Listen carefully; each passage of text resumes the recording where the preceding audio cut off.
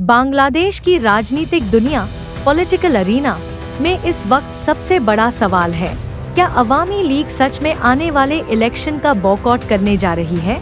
और अगर ऐसा होता है तो वोटिंग ग्राउंड में पावर चेंज इक्वेशन एकदम नया रूप लेने वाला है। पिछले साल के मूवमेंट्स और तीव्र पॉलिटिकल अनरेस्ट के बाद पावर बैलेंस पूरी तरह बदल चुका है। शेख हसीना के लंबे शासन का अंत हो गया है, लेकिन अवामी लीग की ऑर्गेनाइजेशनल प्रेजेंस अब भी फील्ड में दिख रही है। फिर भी अगर पार्टी सच में इलेक्शन बॉयकॉट का फैसला लेती है तो उनका मुख्य राइवल बनकर उभरेगा बीएनपी।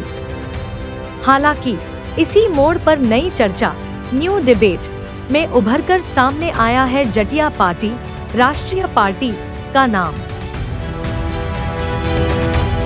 हालांकि बीएनपी इस समय देश की सबसे बड़ी ऑपोजिशन फोर्स के रूप में वोटिंग पॉलिटिक्स की मुख्य प्लेयर बन सकती है, लेकिन रियलिटी यह है बीएनपी के लिए अकेले गवर्नमेंट फॉर्मेशन करना बेहद कठिन होगा, क्योंकि भले ही मूवमेंट में उनका ऑर्गेनाइजेशन मजबूत रहा हो, लेकिन फील्ड लेवल पर उनके कैंडिडेट्स की कंटिन्यूअस प्रेजेंस नहीं है। लोकल लीडरशिप विभाजित है, खासकर डिस्ट्रिक्ट लेवल पर रिबेल कैंडिडेट्स की संख्या बढ़ रही है और आम वोटर्स का एक हिस्सा अब भी न्यू अल्टरनेटिव की तलाश में है। इन तीनों बिंदुओं पर ही जटिया पार्टी अपनी एक बैलेंसिंग फोर्स के रूप में काम कर सकती है।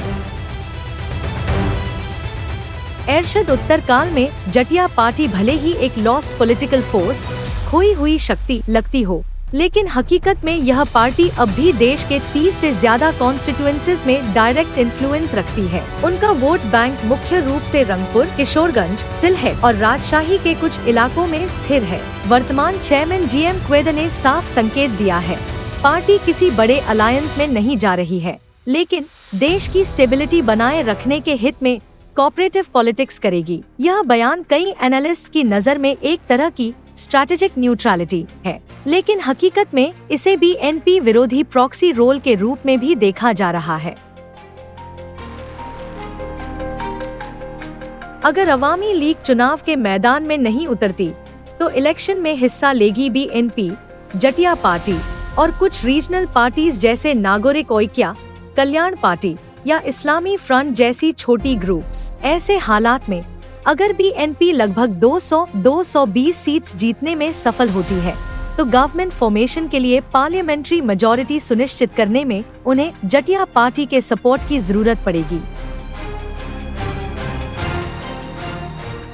दूसरी ओर अगर जटिया पार्टी लगभग 30-40 सीट्स जीतने में सफल होती है, जो मौजूदा परिस्थिति में असंभव नहीं, तो वे नए गवर्नमेंट के किंग मेकर बन सकते हैं। यहीं से शुरू होता है असली डिबेट। क्या जटिया पार्टी बीएनपी को सपोर्ट देगी या फिर खुद का एक सेपरेट अलायंस बनाकर मिलिट्री इन्फ्लुएंस्ड आइडियोलॉजी की कमबैक की कोशिश करेगी? क्या वे पहले की तरह पावर बैलेंस में सिर्फ एक एंजॉइंग पार्टी, उपभोगी दल बनेंगे या फिर एक ट्रू थर्ड फोर्स, सच्ची तीसरी शक्ति के रूप में इमर्ज करेंगे?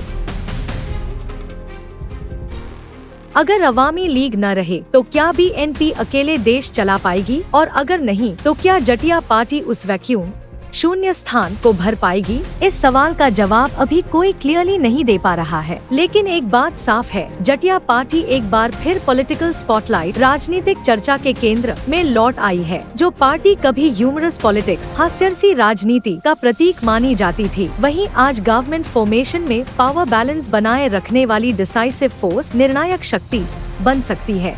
बांग्लादेश का अगला चुनाव सिर्फ आवामी लीग बनाम बीएनपी की लड़ाई नहीं है, यह तीसरी ताकत के उभार बनाम पुरानी राजनीति के प्रतिरोध की जंग है। अगर राष्ट्रीय पार्टी समय की राजनीति की दिशा को समझकर सही रणनीति अपनाती है तो वे न केवल संसद में वापसी कर सकती हैं, बल्कि शायद बन सकती हैं बांग्लादेश की नई सत्ता के दरवाजे खोलने की असली चाबी।